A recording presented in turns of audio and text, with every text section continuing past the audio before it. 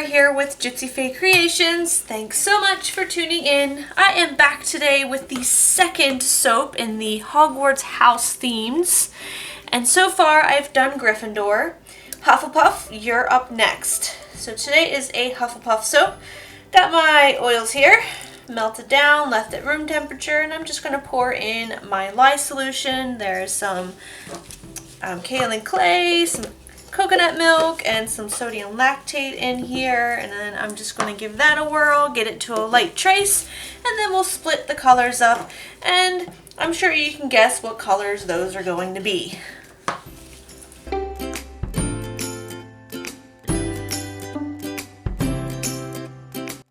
So the colors I am using, I have in here some black oxide pigment powder, and that stuff is really messy, and I swear if you just get a little bit of it somewhere, it's so hard to wipe off. It just smears everywhere. So I'm hoping that gives me a really nice dark black color. In here I have some titanium dioxide that I've dispersed in water, and then once I divide those colors up into the big container, I have some yellow vibrance. So let's go ahead and split that off. The colors are black and yellow, but I wanted to do the white just to give it a little bit of a differentiate from like a bumblebee.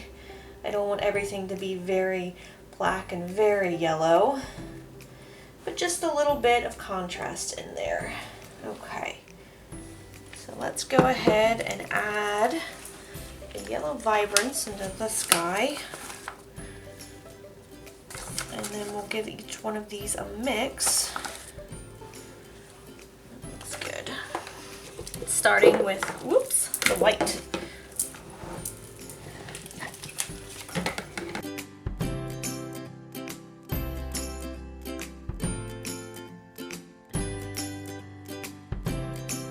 So the fragrance I am using is called Honey, I Washed the Kids.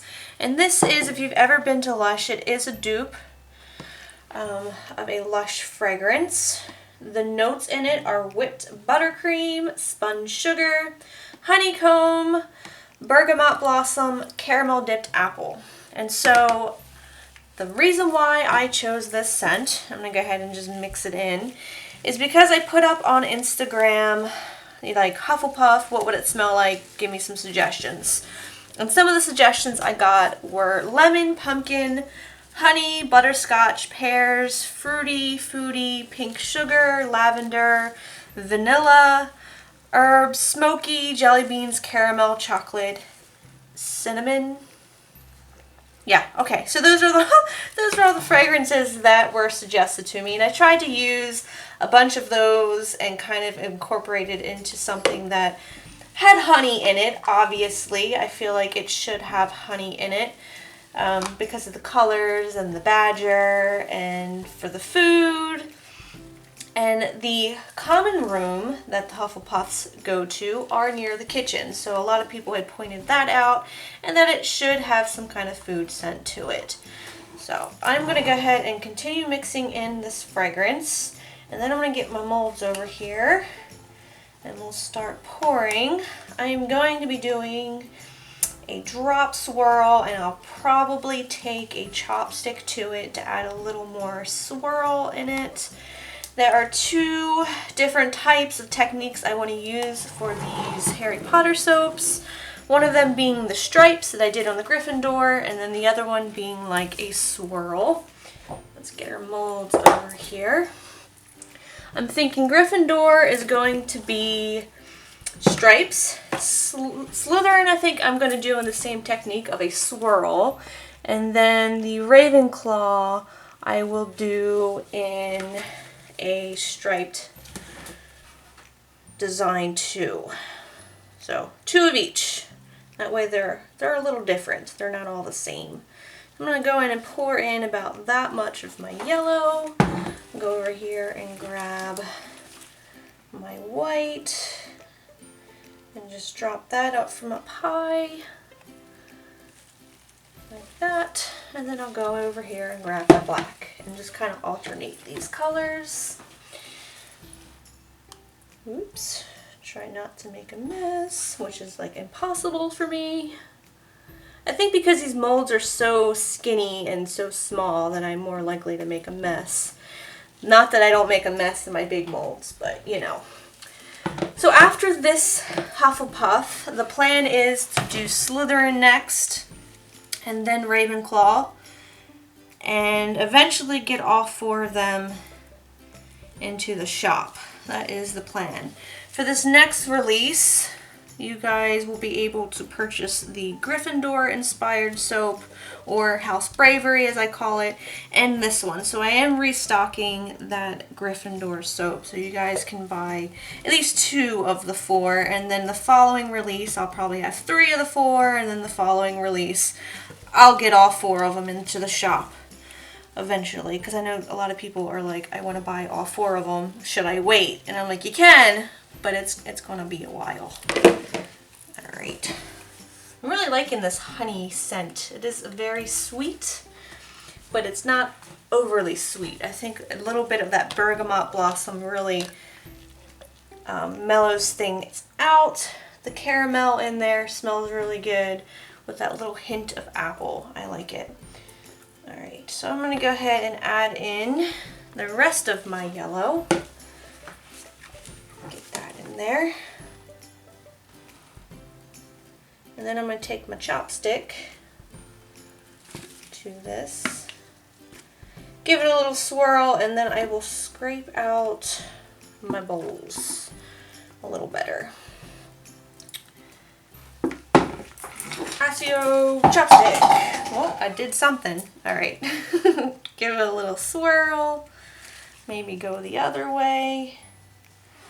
Do the same thing on this one. It's like a wand.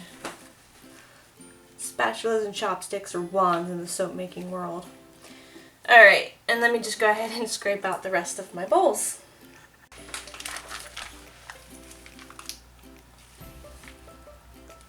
Alright, got my icing ready here and my Wilton 8B tip. I think I'm going to stick with this tip on all of the soaps.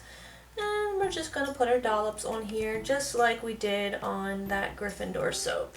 Trying to keep them all fairly similar to each other and kind of matchy. Matchy, but different colors. Poor Hufflepuffs. What can I say about Hufflepuffs? I feel like they're always getting picked on and they're always being underestimated. But really, we can all learn something from being a Hufflepuff. And I'm sorry if you've never seen Harry Potter or read any of the books. You have no idea what I'm talking about except that, like, I sound crazy. But Hufflepuff is one of the most underrated houses because no one wants to be a Hufflepuff, apparently. But they are really good people. So their traits, a Hufflepuff is known as trustworthy, loyal, and hardworking. And when they get sorted into the Hufflepuff, that's usually because they are the kind of people that don't seek glory or expect anyone to reward them, and they just do the right thing just because. They believe in goodness and fairness and justice and decency, and they don't brag, and they just make the best of friends. So that is what a Hufflepuff represents. They are just really good people.